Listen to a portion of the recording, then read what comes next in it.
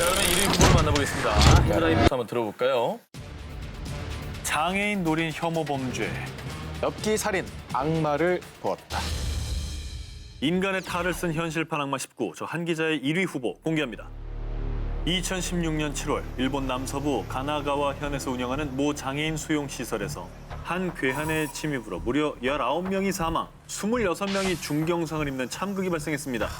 그런데 사건 발생 후 1시간도 채 되지 않았을 때 범인은 스스로 경찰서를 찾아 자수했는데요. 그들은 사람이 아니라서 제가 해치웠어요.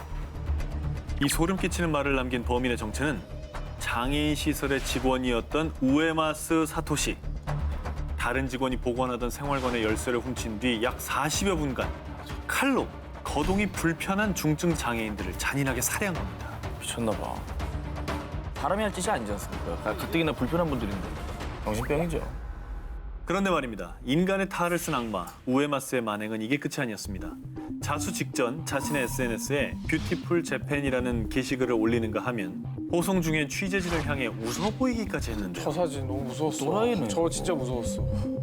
섬뜩하지 저는 않아요? 악마가 아니라 그냥 도라이예요. 제정신 아닌 거죠. 그리고 이 사건으로 드러난 또 다른 그의 악마성. 사건 발생 5개월 전인 2016년 2월 일본 중의원 의장의 집무실을 찾아가서 장애인 470명을 죽여야 한다는 편지까지 전했다고 합니다. 그게 장애인 혐오 범죄네요, 어떻게 보면. 혐오 문제죠. 그냥 뭐 하는 짓입니까? 네. 주변의 이야기에 따르면 교사의 꿈을 품고 T대학 문학부 초등교육학과에 진학까지 했는데 번번이 교사 임용에 실패하고 좌절. 결국은 지난 2012년 말부터 사건이 발생한 장애인 수용소에 어렵게 취직을 했는데요. 장애인들에게 폭력과 폭언을 가해 입사한 지 약 4년 만인 2016년에 해고를 당했다고 합니다. 꿈과 진로가 모두 꺾이자 일각에서는 그 분풀이 대상을 자신보다 약한 장애인으로 삼은 게 아닐까 추측만 하고 있습니다.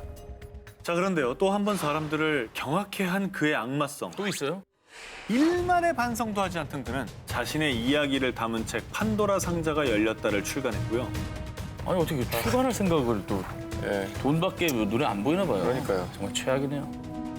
범행 이후 2년이 지난 현재까지도 첫 재판도 열리지 못하고 이례적으로 2차례의 정신감정이 진행됐는데 결국 올해 9월 자기애성 인격 장애를 판정받았지만요.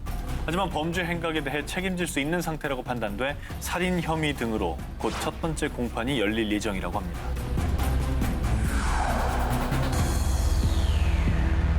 이번엔 저 오 기자의 1위 후보 기사를 공개해드리겠습니다.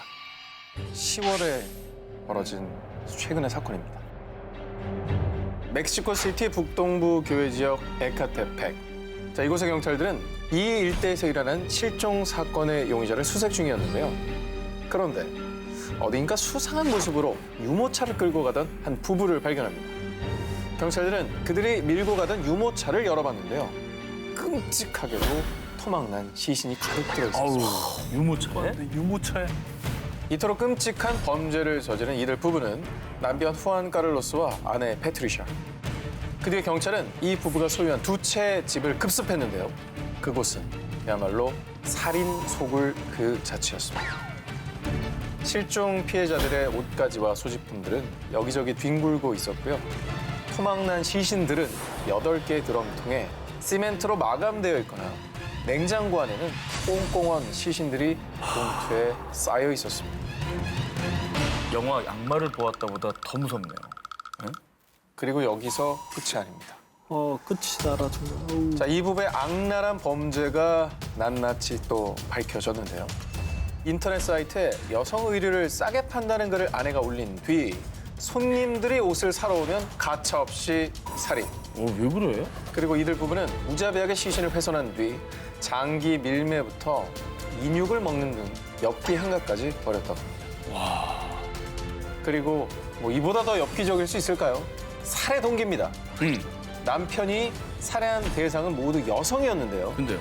그 이유는 남편 카를로스가 어린 시절 엄마에게 학대를 당해 모든 여성들을 죽이고 싶었다라는 이런 비겁한 범행 동기를 밝혔다고 합니다. 반드시 잡아야 할 강력범죄 19, 4위 공개해 주세요. 2010년 뉴욕 롱아일랜드 연쇄 살인 사건. 2010년 5월 미국 뉴욕주의 911 센터로 다급한 신고 전화가 들어옵니다. 신고자는 당시 24세의 성매매 여성 셰넌 길버트로 그녀는 롱아일랜드 오크비치에 있는 고객의 집에서 나온 후였습니다. 그리고 얼마 뒤 뉴욕주의 경찰서로 실종 신고가 접수되는데요. 실종자의 이름은 911에 도움을 요청했던 셰넌 길버트. 그렇게 실종 신고를 받은 경찰은 길버트의 행적을 추적하던 중 롱아일랜드의 길고비치 인근에서 실종자인 길버트가 아닌 다른 사람의 백골 시신을 발견하게 된 거죠. 이에 뉴욕주 경찰은 인근 지역을 집중 수사하게 되는데요. 정말 놀랍게도 총 3구의 시신을 잇따라 발견하게 됩니다. 뒤이어 2011년 4월까지 6구의 시신을 더 발견하게 되면서 롱아일랜드 해변 인근에서만 총 10명의 희생자 유골을 발견하게 됩니다. 게다가 피해자 중 한 명은 1996년 파이어섬에서 발견된 쓰레기 봉지 속의 일부 시신과 DNA가 일치해 더 큰 충격을 줬습니다. 이렇게 수많은 언론과 미국의 관심에도 불구하고 수사에 진전이 없자 결국 미국 연방수사국인 FBI까지 투입되며 수사 종결에 대한 기대감을 드러냈는데요. 그러나 FBI의 첨단 수사 기법에도 불구하고 아직까지 그 어떤 증거나 용의자도 찾을 수 없어 현재 가장 먼저 해결해야 할 뉴욕주의 미스테리 사건으로 남아 있습니다.